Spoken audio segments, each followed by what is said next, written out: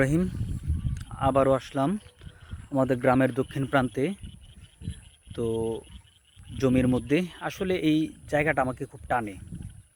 আমার যখন মন খারাপ হয় অথবা আমি যখন খুব একাকিত্ব বোধ করি তখন আমি এই জায়গাটার মধ্যে আসি। আমার কাছে ভালো লাগে। সবার কাছে পৃথিবীর সব জায়গা ভালো লাগে ব্যাপারটা কিন্তু এমন না। আমার কাছে এই জায়গাটা ভালো লাগে, এটা হচ্ছে আমার সবচেয়ে বড় কথা। এর জন্য আমি এখানে আসি। এই জায়গাটা আমার কাছে ভালো লাগে। এই মেটু পথ, এই পথে একটা সময় এখানে কোনো পথ ছিল না। দুই পাশে দুইটা বড় আইল ছিল, মাঝখানে ছিল তো সেচের ড্রেন।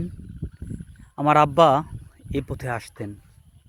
আমিও আমার আব্বার জন্য সকালবেলা জমিতে নাশতা নিয়ে আসতাম।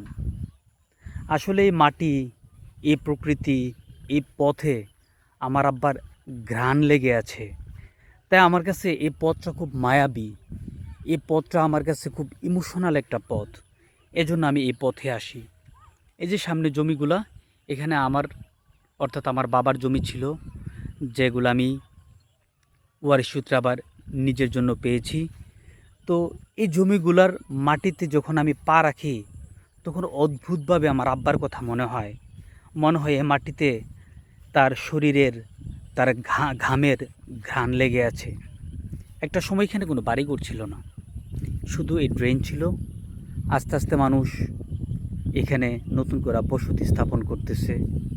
এই যে একটা ন্যাচারাল পরিবেশটা হারিয়ে যেতেছে, আমি জানি না এই ন্যাচারাল পরিবেশটা আর কতদিন থাকবে। এই ন্যাচারাল পরিবেশটা আর কতদিন থাকবে একমাত্র আল্লাহ তাআলাই ভালো বলতে পারেন। তবু আসি এখানে, ভালো লাগে। তো আপনাদের সাথে এই ভিডিওটি একটু শেয়ার করলাম। তো আপনাদেরও হয়তো বা ভালো লাগতে পারে যারা প্রকৃতিকে ভালোবাসেন। আকাশে মেঘ, কালো মেঘের আনাগোনা, ঝিরিঝিরি অল্প অল্প একটু করে বৃষ্টি পড়ছে। হয়তোবা আমার ভিডিওতে দেখা যাচ্ছে না, কিন্তু আমি আমার শরীরে, আমার নাকে মুখে যে বৃষ্টির ফোঁটাগুলা পড়ছে, এই বৃষ্টির ফোঁটাগুলো আমি হয়তোবা অনুভব করতে পারতেছি। তো ধন্যবাদ সবাইকে তো আমার সাথে থাকার জন্য। আল্লাহ হাফেজ।